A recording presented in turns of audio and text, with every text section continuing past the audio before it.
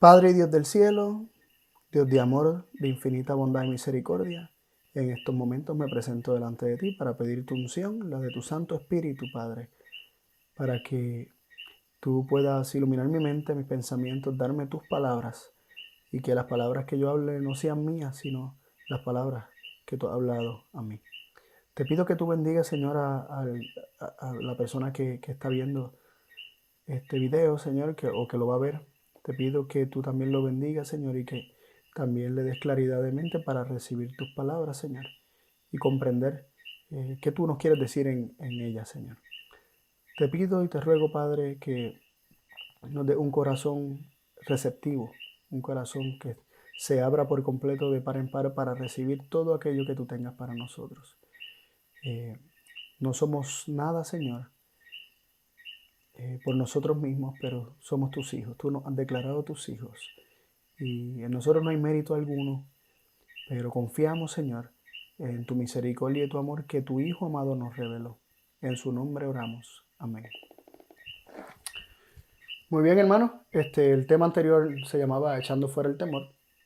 Estuvimos viendo algunos puntos interesantes acerca de la relación entre el amor y el temor. Estuvimos enfocándonos en Primera de Juan 4. Básicamente ese capítulo, tocamos algunos versos de ahí que eran muy importantes para comprender ciertas cosas, y quiero hacer un resumen antes de continuar para que no perdamos el hilo y podamos conectar este mensaje con el mensaje anterior. Así que, nada, les menciono algunos puntos. Estuvimos viendo que la única herramienta, la única fuerza, el único poder, el instrumento que Dios utiliza para atraernos a sí mismo es su amor ágape, que es incondicional, autosacrificado, abnegado, se da por completo. También estuvimos viendo que el miedo y el temor son instrumentos y mecanismos que utiliza Satanás, y por medio de ellos nos esclaviza a su imperio de la muerte. Así que estuvimos viendo el contraste entre estas dos, ¿verdad? Estas dos herramientas, estos dos mecanismos. Dios opera solamente bajo el amor, en cambio Satanás opera a través del miedo. Él no tiene amor para dar, él no tiene nada de amor para dar, por lo tanto, él no le interesa el amor, es lo que le interesa el poder, es lo que le interesa es el control, y va a utilizar el miedo, el temor, la amenaza, la extorsión para conseguir lo que quiere.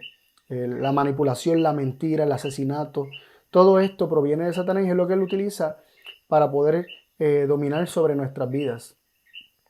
Entonces también estuvimos viendo que el amor y el temor, ¿verdad? Son dos poderes, dos fuerzas, dos mecanismos antagónicos porque pertenecen a dos reinos totalmente distintos, y por lo tanto son mutuamente excluyentes. El amor excluye al temor, o sea, donde hay amor no hay temor, y donde hay temor no hay amor.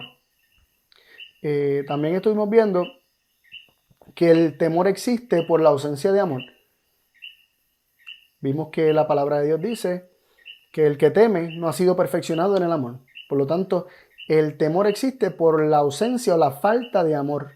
No que falte o que esté ausente el amor de Dios para con nosotros, sino que está ausente en nuestra mente, en nuestras vidas, está ausente ese conocimiento. Por eso vimos que la ausencia de amor existe por falta del conocimiento de Dios, porque si conociéramos a Dios, que Dios es amor, entonces conoceríamos su amor. También estuvimos viendo que el conocimiento del amor de Dios para con nosotros, conociéndolo y creyéndolo de todo corazón, nos perfecciona en el amor de tal forma que el temor desaparece por completo y somos perfeccionados en el amor. También estuvimos viendo que el conocimiento de Dios, ¿verdad? Y Dios es amor, vino por Cristo, el Hijo de Dios, y contemplando a Cristo conocemos a Dios. Su amor inunda nuestras vidas trayendo paz y seguridad de tal forma que el temor no haya cabida en nosotros.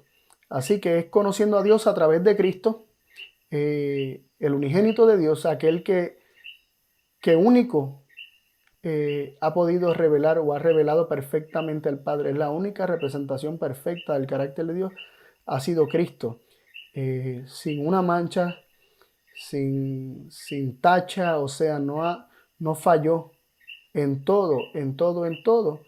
No obraba él, sino que él dejaba que fuera su padre el que obrara en su vida, ¿no? Entonces, Cristo, mirando a Cristo, somos transformados a su misma imagen, ¿no? Viendo a Cristo, vemos el amor de Dios y lo creemos y lo aceptamos, y ese amor transforma nuestras vidas y vivimos sin miedo, vivimos creyendo las promesas de Dios, vivimos creyendo que Él es amor tal como Cristo lo reveló. Así de importante es la misión de Cristo, así de importante fue la misión de Cristo, el revelar a su Padre, y sigue siendo la misión de Cristo revelar a su Padre. Lo quiere revelar en nuestras vidas, ¿no? Y tenemos la oportunidad de ser partícipes de esto, de revelar a nuestro Padre y permitirle a Cristo que viva su vida en nosotros para que Él revele la gloria de su Padre en nosotros, Cristo en vosotros, la esperanza de gloria. Así que, teniendo estos puntos en mente, vamos a estar hablando de otro elemento que es muy importante para comprender cómo es que el temor es vencido por el amor en nuestra vida. O sea, nosotros vimos que el perfecto amor echa fuera el temor, vimos que el perfecto amor no llega sin un conocimiento y una creencia en ese verdadero conocimiento acerca de quién es Dios, eliminando todo falso concepto de Dios. Pero ahora vamos a estar viendo cómo es que el temor es vencido por el amor. Así, para esto vamos a ver algunos versículos que tocamos en el otro video que estuvimos compartiendo de echando fuera el temor. Así que vamos a examinar Primera de Juan 4:16. Primera de Juan 4:16. Es el primer versículo que vamos a estar examinando y dice: y nosotros hemos conocido y creído el amor que Dios tiene para con nosotros. Dios es amor, y el que vive en amor vive en Dios y Dios en él. Así que el otro video vimos varios puntos importantes acerca de esto y nos vamos a concentrar en un punto bien interesante, y es la secuencia de conocer y creer. Aunque lo mencionamos en el video de Echando fuera el temor, pero hoy nos vamos a concentrar un poquito más acerca de esto. Nosotros hemos conocido. ¿Conocido qué? Nos dice el versículo, el amor que Dios tiene para con nosotros. Y luego dice, y creído. ¿Creído qué? El amor que Dios tiene para con nosotros. Pero hago una pregunta. ¿Es posible acaso creer en un amor que no se conoce? Es imposible.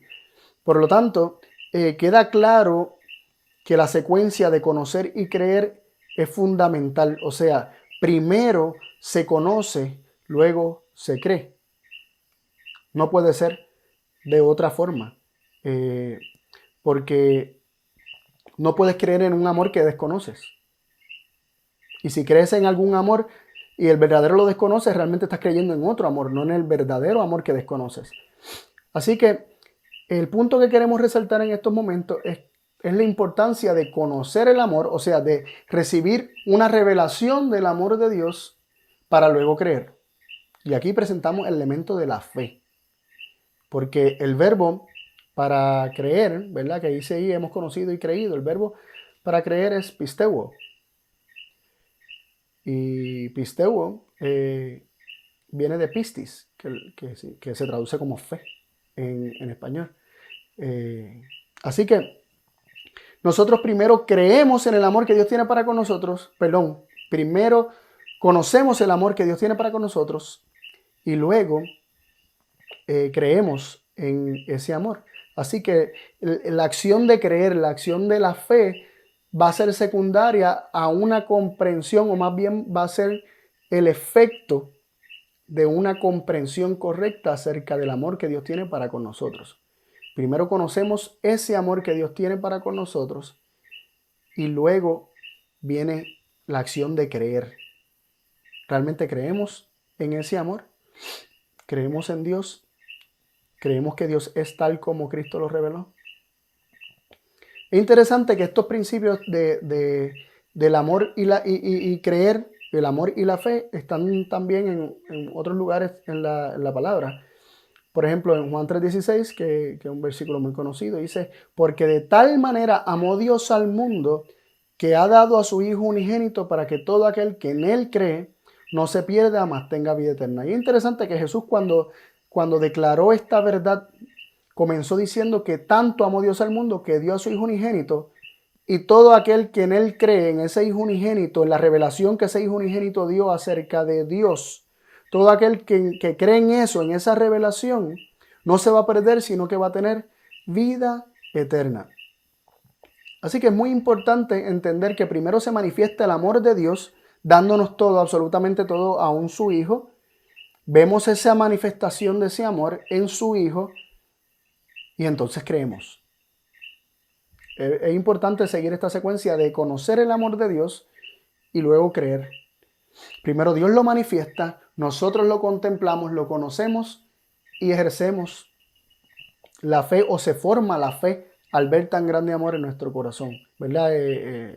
Al ver tan grande amor de parte de Dios, se forma la fe en nuestro corazón, es lo que quise decir.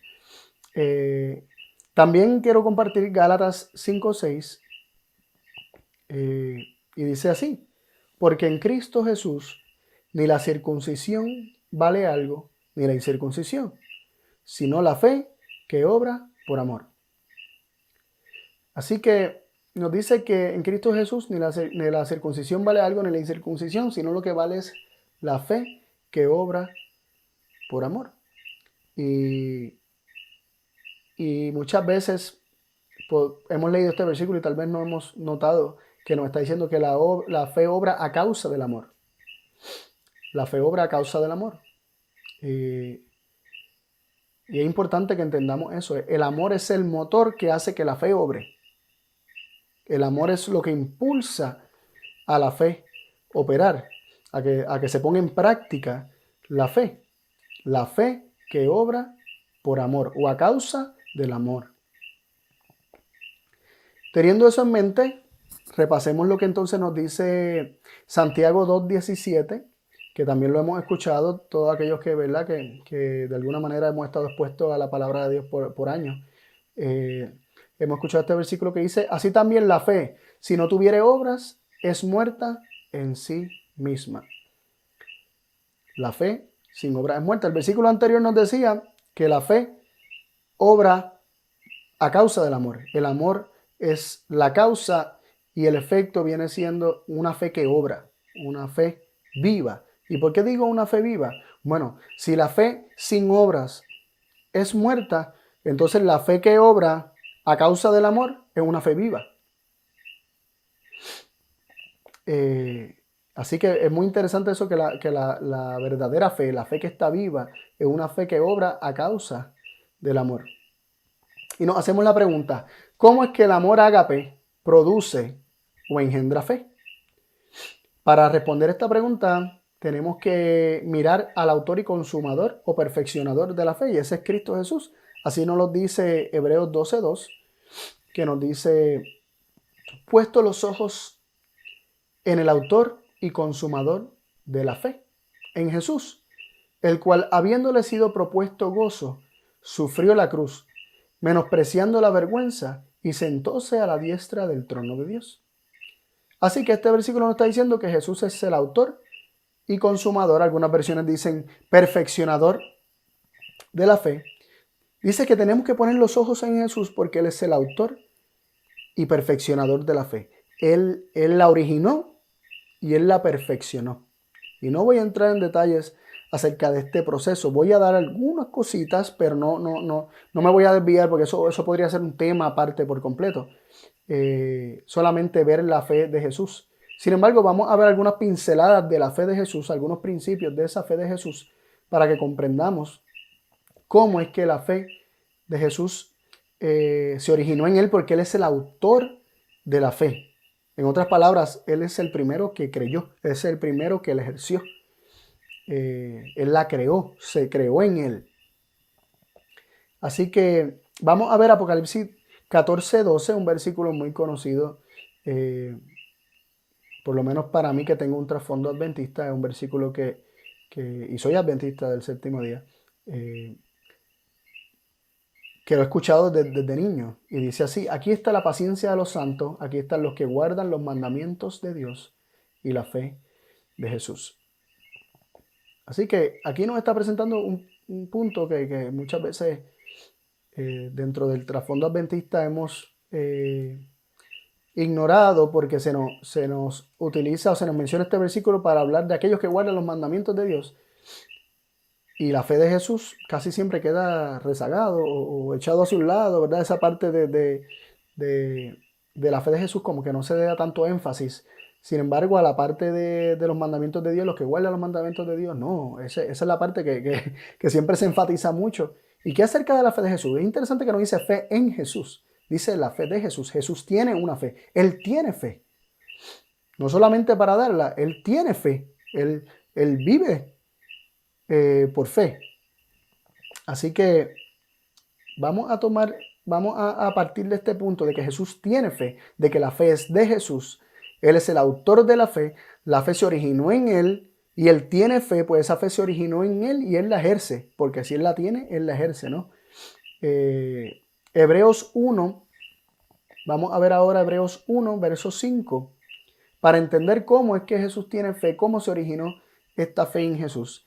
Y dice Hebreos 1, verso 5, porque ¿a cuál de los ángeles dijo Dios jamás, mi hijo eres tú, hoy yo te he engendrado?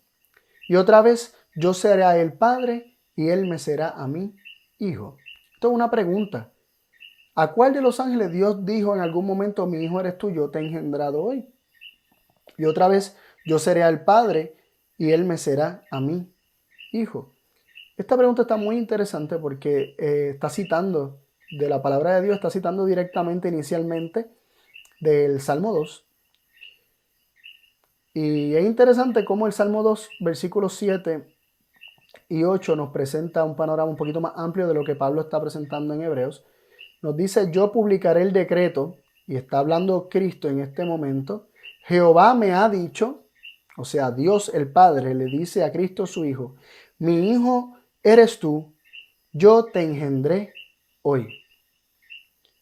Y no vamos a entrar en detalle de cómo este proceso se dio, cuándo fue esto, pero definitivamente fue en tiempo eterno. El libro de Hebreos comienza hablándonos de quién era Cristo en el cielo, cuál era su lugar exaltado, para luego hablarnos en el capítulo 2 hasta dónde descendió como hombre. El capítulo 1 nos habla cómo era él cuando estaba en forma de Dios, y luego el lugar que tomó en el capítulo 2 nos habla hasta el punto donde descendió, cuán bajo descendió al hacerse hombre y tomar nuestra naturaleza.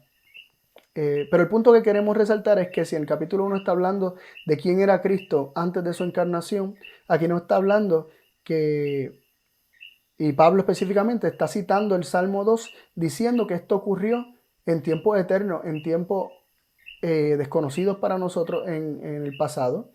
Y que el Padre ciertamente le dijo en algún momento a su Hijo, mi hijo eres tú, yo te engendré hoy. Y dice que Cristo mismo está diciendo esto porque él dice, yo publicaré el decreto, Jehová me ha dicho. Y Pablo dice que esto se lo dijo Dios a su Hijo. Por lo tanto, es Cristo hablando diciendo, Jehová me ha dicho, mi hijo eres tú, yo te engendré hoy. Y la siguiente parte es muy interesante. Dice, pídeme, el versículo 8 de Salmo 2, dice, pídeme y te daré por heredad las gentes o las naciones, y por posesión tuya los términos de la tierra. Es interesante que Dios declara a Jesús, su hijo, mi hijo eres tú, yo te he engendrado hoy, pídeme que te daré por posesión tuya todos los términos de la tierra, todas las gentes, por heredad, por herencia. Así que Cristo es engendrado, su padre le dice que tú eres mi hijo, yo te engendré, pídeme y que te daré todo. Lo interesante es que todo fue creado por medio de Cristo.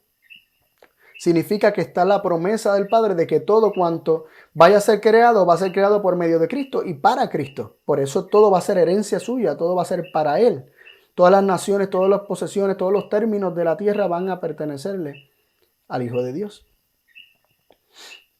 Y lo interesante es que este es tal vez el punto más remoto que podamos irnos en la Biblia acerca de la relación del Padre y el Hijo.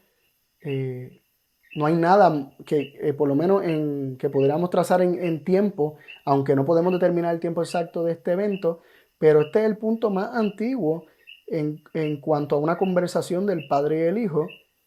Y lo interesante es que en Apocalipsis 3:14 nos dice lo siguiente: y escribe el ángel a la iglesia en la Odisea. He aquí dice el Amén, el testigo fiel y verdadero, el principio de la creación de Dios.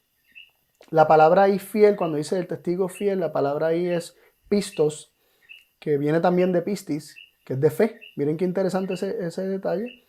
Que Él es fiel, Él tiene fe, Él cree cada palabra que recibe de su Padre y la comparte exactamente como la recibe. No le cambia nada, no altera nada. Él es el testigo fiel, él da testimonio fiel de las palabras y del carácter del Padre. Ahora, el punto que queremos resaltar aquí es que le llaman el amén. Cristo es el amén. ¿Y por qué Cristo es el amén? ¿Qué significa amén? Amén significa así sea. Y si Cristo en sí mismo, Él es el amén, Él encarna lo que es el amén, el así sea. La pregunta es, ¿a quién Él le dice amén? ¿A quién el Hijo de Dios le dice amén? A su Padre Dios. Y su Padre Dios le dice: mi Hijo eres tú, yo te he engendrado hoy, todo es tuyo. Y Cristo dice amén, porque Él es el autor de la fe. Y en ese momento, cuando Él le creyó a su Padre que Él era su Hijo y que todo sería suyo, Él le creyó. Él simplemente creyó y dijo amén, así sea. A todo lo que su Padre le dice o le presenta, todos los planes y todas las proyecciones de la obra que Dios quiere realizar, cuando la comparte con su Hijo en los concilios celestiales, su Hijo le dice amén. Nos dice Hebreos capítulo 1, el verso 2, en estos postreros días nos ha hablado por el Hijo, al cual constituyó heredero de todo, por el cual asimismo hizo el universo. Y es interesante resaltar el punto que dice que no solamente que Dios nos habla por medio del Hijo, que va cónsono a, ¿verdad? Es cónsono con lo que hemos estado presentando, que Cristo es la perfecta revelación del Padre, sino que también dice que Cristo, Dios lo constituyó heredero de todo, y luego dice por el cual asimismo hizo el universo. Y es interesante notar que presenta primero a Cristo siendo constituido heredero de todo y luego siendo el medio por el cual Dios creó todas las cosas, el medio por el cual Dios creó el universo. Así que esto está en perfecta armonía con lo que presenta el Salmo 2, estableciendo que Cristo fue constituido heredero de todas las cosas y luego Cristo mismo fue el canal por el cual se crearon todas las cosas que van a ser parte de su herencia. Porque Cristo no solamente heredó el carácter de su Padre, no solamente heredó la naturaleza de su Padre, Cristo también heredó todo aquello que su Padre quería, crear un reino que su Padre iba a fundamentar, pero este reino sería para su Hijo. Hermoso, ¿no? Y ese es el punto que queremos resaltar aquí. Al Dios darle todas las cosas a su Hijo, Dios está revelando su amor incondicional, su amor ágape, su amor abnegado, su amor autosacrificado, al punto que su propio Padre, también lo dice en Hebreos capítulo 1, su propio Padre lo llama Dios. Dice que Cristo es más alto que los ángeles por cuanto heredó un mejor nombre que ellos. Y más adelante dice: tu trono, oh Dios, el Padre hablándole al Hijo, y le llama a Dios. Así que el nombre que Cristo heredó es el nombre de Dios. Cristo heredó la naturaleza de su Padre, heredó el nombre de su Padre, heredó todo lo que sería de su Padre, sería también para su Hijo. No hay nada que el Padre no comparta con su Hijo. Y este punto es muy importante para que nosotros tengamos en mente, porque Juan 3:35 nos dice lo siguiente: el Padre ama al Hijo y todas las cosas dio en su mano. Y miren qué lindo esto. El Padre ama al Hijo, ¿y cómo lo demuestra? Dándole todas las cosas en su mano. Todas las cosas. Y vimos que Hebreos presenta esto mismo: fue heredero de todo. Fue constituido por su Padre heredero de todo. Nos dice el Salmo 2 que su Padre dijo: tú eres mi Hijo, yo te he engendrado, pídeme que todo es tuyo. Todo es para ti. Así que todo esto está en armonía a través de todas las Escrituras. También Mateo 11:27 nos presenta palabras del mismo Cristo, diciendo: todas las cosas me son entregadas de mi Padre. Y nadie conoció al Hijo sino el Padre, ni el Padre conoció a alguno sino el Hijo, y aquel a quien el Hijo lo quisiere revelar.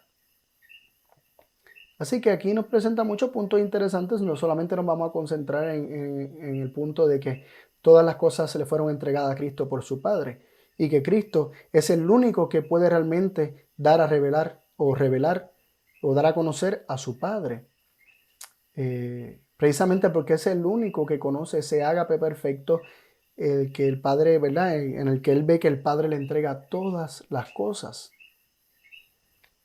Nos dice Juan 13, versículo 3, sabiendo Jesús que el Padre le había dado todas las cosas en las manos y que había salido de Dios y a Dios iba. Interesante, versículos que establecen los dos puntos que estamos estableciendo. Dios engendra a su Hijo, Dios tiene un hijo, le dice, tú eres mi hijo, yo te engendré hoy, todo es para ti. Y este versículo está diciendo exactamente lo mismo, Juan 13, 3. Dice que sabiendo Jesús, él creía, él sabía que el Padre le había dado todas las cosas en sus manos y que había salido de Dios y a Dios iba. Yo salí de Dios y fui constituido heredero de todas las cosas. Dios me dio todas las cosas. Cristo estaba claro en esto. Mateo 28, 18, Jesús, ¿verdad? Después de su resurrección, Jesús le dijo a sus discípulos, toda potestad me es dada en el cielo y en la tierra. Mateo 28, 18. Toda potestad me es dada. Me es dado. Todo poder, toda autoridad, todo me es dado. Todo me pertenece en el cielo y en la tierra. Pero es dado, le fue dado por alguien y ese alguien fue su Padre. Primera de Corintios 15, 27 nos dice lo siguiente. Porque todas las cosas sujetó debajo de sus pies. Está hablando que el Padre sujetó debajo de los pies de Cristo. Y cuando dice todas las cosas son sujetadas a Él, o sea, a Cristo, claro, está exceptuando a aquel que sujetó a Él todas las cosas. Claramente está estableciendo que el Padre le sujetó a Cristo todas las cosas, excepto a sí mismo. Todo está sujeto, menos el Padre mismo. El Padre mismo no está sujeto a Cristo.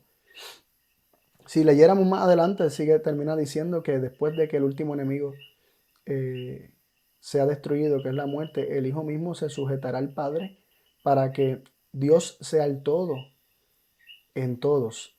Y es muy hermoso este asunto y podríamos encajar dentro del tema que estamos presentando. ¿Por qué Cristo se sujeta al Padre? Porque Él cree en el amor del Padre. Porque Él recibe todas las cosas del Padre. Porque el Padre le ha dado todo. Porque Él ha visto que no hay nada que el Padre se haya reservado. Él ha visto un amor incondicional de parte de su Padre. De tal forma que Él no tiene ningún miedo, ningún temor en sujetarse y someterse siempre a la voluntad de su Padre. Porque Él sabe que es santa y perfecta. Efesios 1, verso 22 nos dice, y sometió todas las cosas debajo de sus pies, y diólo por cabeza sobre todas las cosas a la iglesia. Aquí está hablando específicamente después de la resurrección y ascensión de Cristo, Cristo siendo la cabeza de la iglesia o del pueblo de Dios, pero Cristo siempre ha sido la cabeza del pueblo de Dios. Él siempre ha sido ese ángel del pacto que los guiaba y los dirigía, el que hablaba con Moisés y el que se comunicaba con los profetas. Siempre ha sido Cristo. Así que en resumen, vemos que la fe de la cual Jesús es el autor es la fe que vive de toda palabra que sale de la boca de Dios. ¿Por qué? Porque una respuesta al amor de Dios es un sometimiento de Cristo a la voluntad de Dios, confiando, creyendo en cada palabra que sale de la boca de su Padre. En otras palabras, diciendo amén a cada palabra que sale de la boca de su Padre. Y como nos dice Mateo 4:4, Jesús le habló, ¿verdad?, a Satanás cuando estaba tratando de hacerlo dudar de su identidad como hijo de Dios. Dios le había dicho a Cristo que él era su hijo en momentos del bautismo. Y en las tentaciones en el desierto, Satanás le dice, si eres el hijo de Dios, di que estas piedras se conviertan en pan. A lo que Jesús respondió, no solo de pan vivirá el hombre, sino de toda palabra que sale de la boca de Dios. Cristo vivía de cada palabra y de toda palabra que salía de la boca de Dios. Y Romanos 10, 17 nos dice un detalle muy interesante.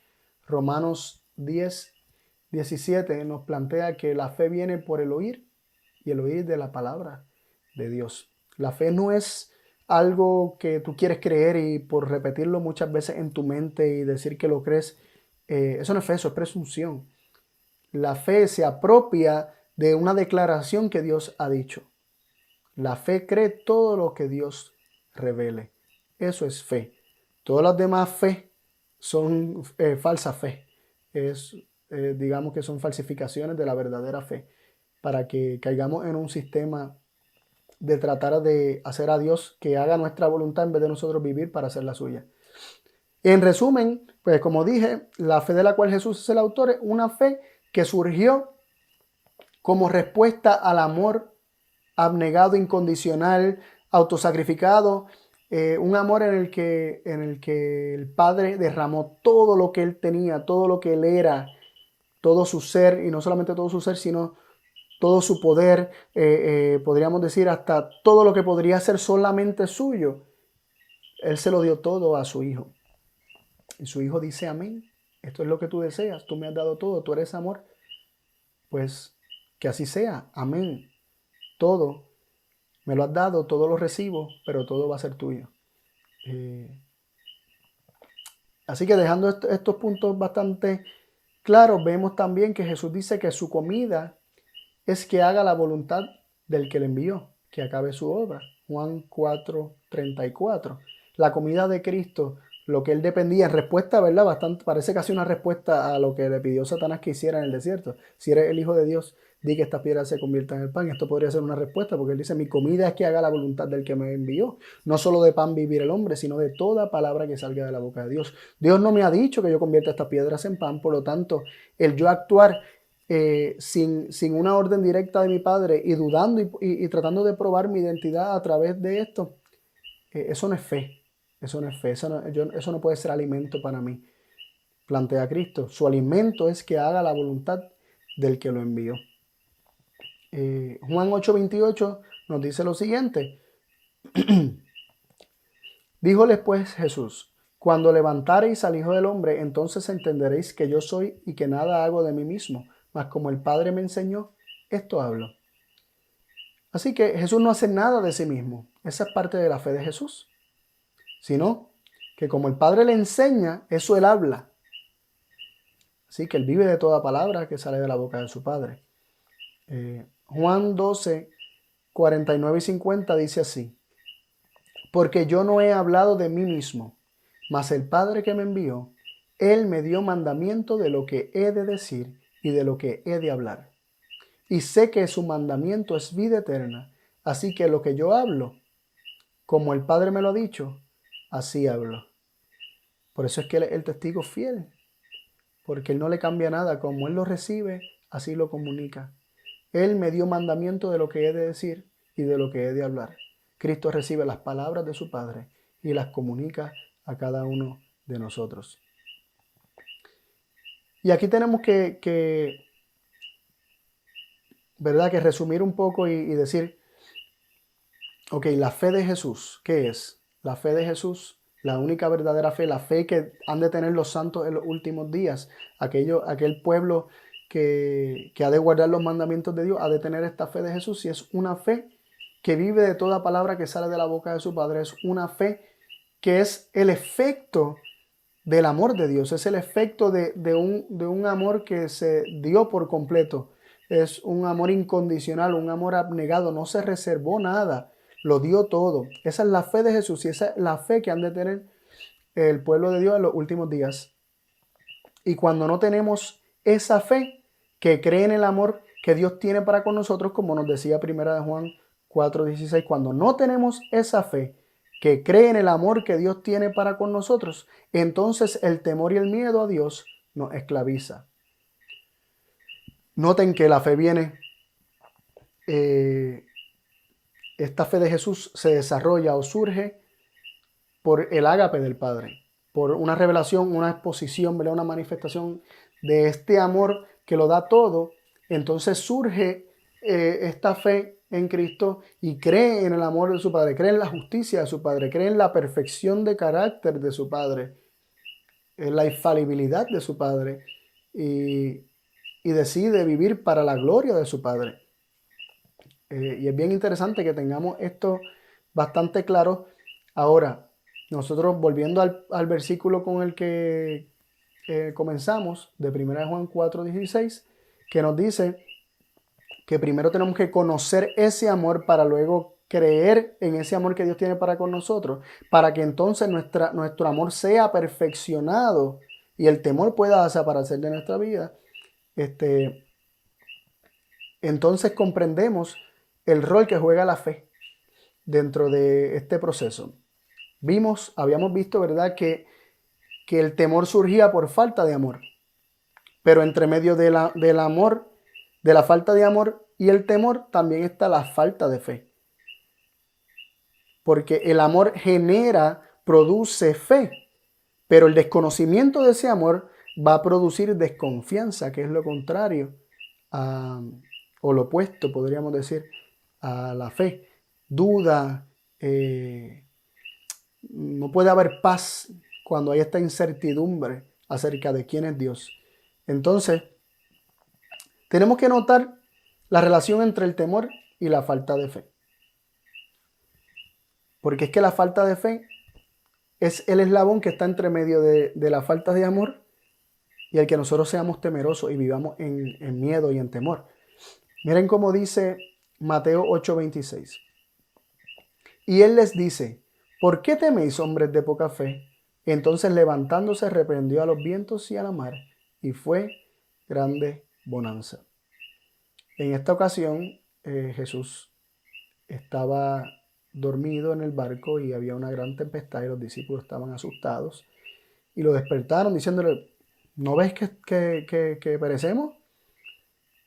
A lo que Jesús les dijo: ¿por qué teméis, hombres de poca fe? Noten la relación entre el temor y la fe.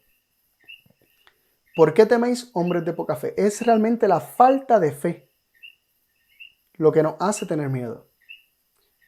Y la falta de fe es debido a una falta de conocimiento del amor de Dios.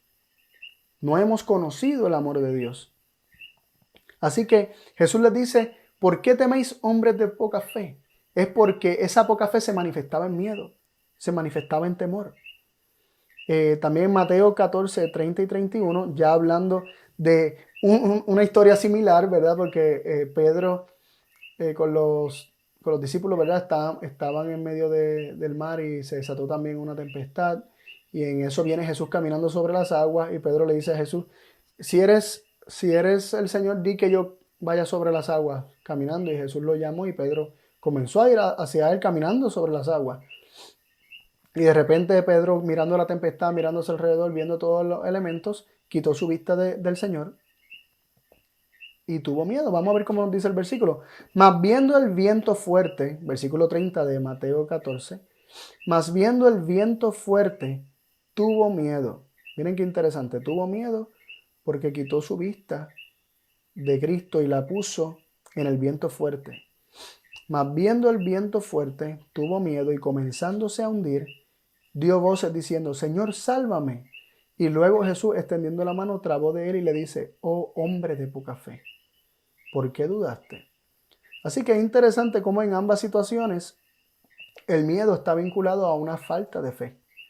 Y es que nosotros cuando sacamos nuestra vista del amor de Dios, cuando perdemos de vista el amor de Dios o cuando no tenemos un concepto correcto acerca del amor de Dios, la fe va a ser poca, va a ser escasa y nos va a llevar a la duda.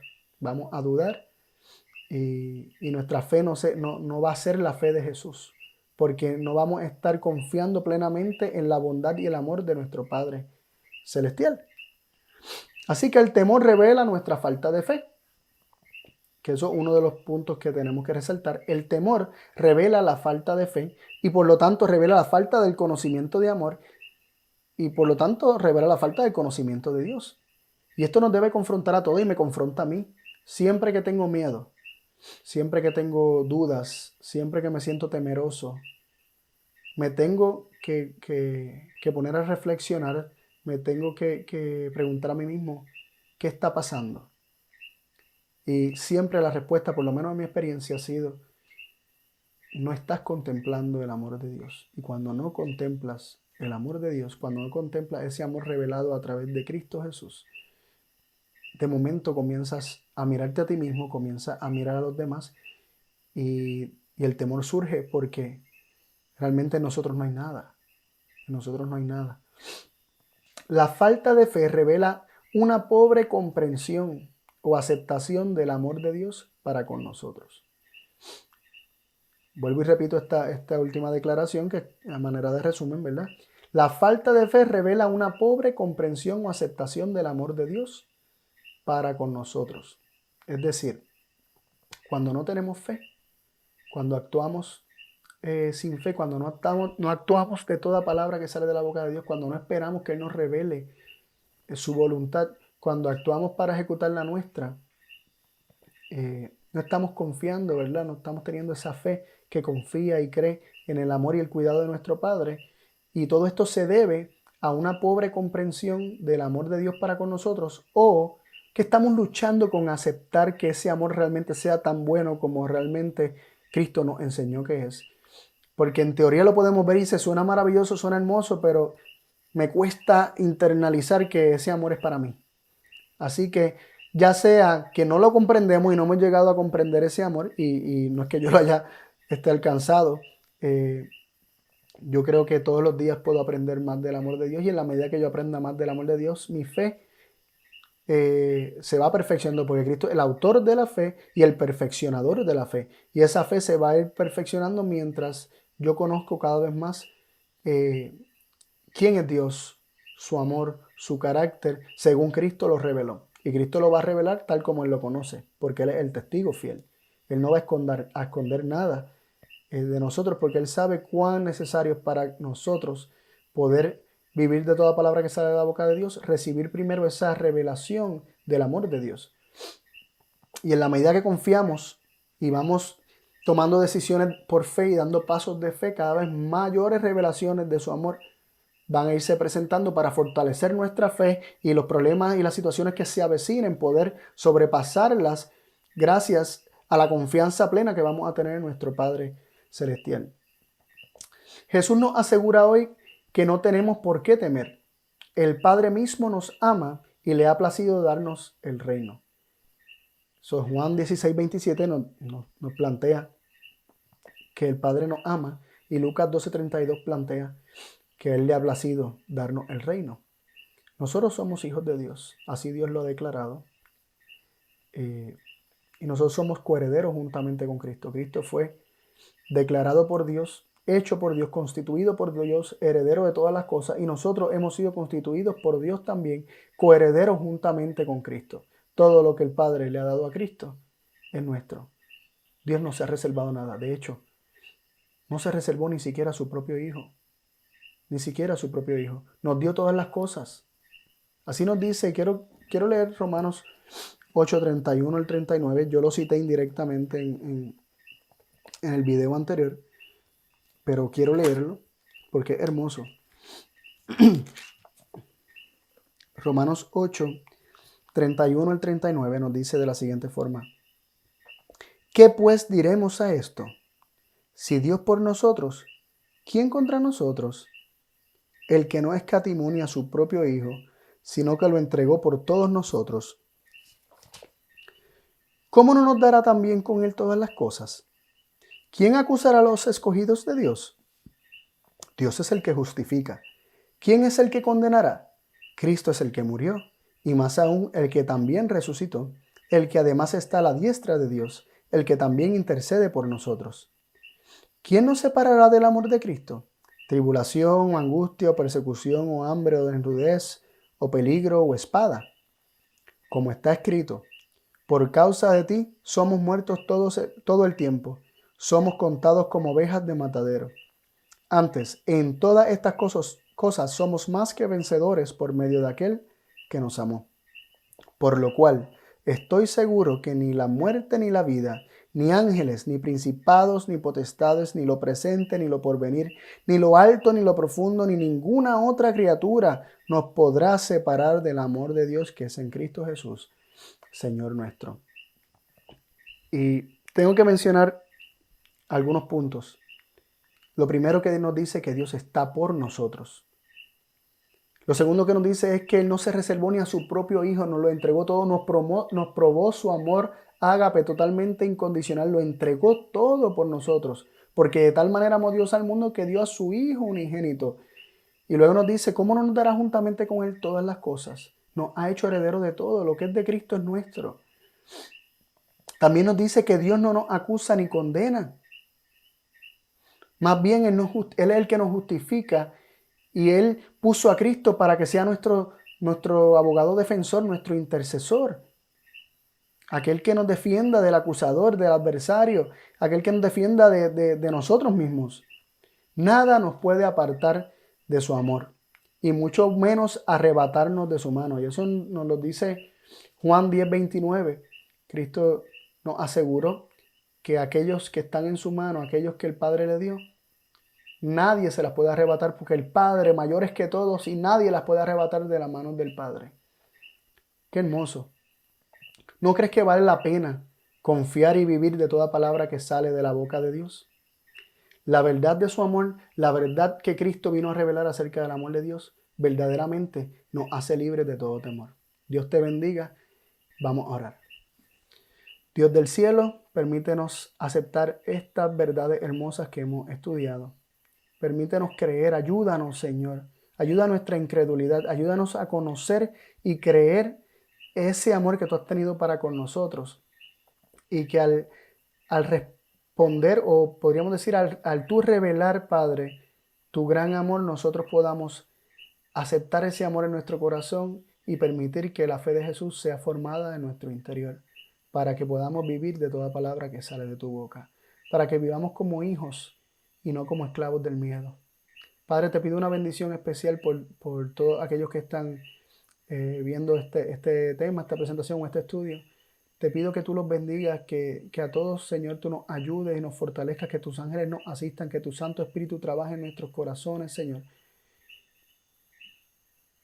acercándonos a ti, para que pongamos nuestros ojos en Cristo, el autor y consumador de la fe, y contemplando a Cristo seamos transformados a su misma imagen y seamos todos hijos tuyos, teniendo un hermano mayor, Cristo Jesús, el primogénito entre muchos hermanos, y seamos todos una gran familia, seamos hijos tuyos, Padre, y más nunca siervos ni esclavos del miedo.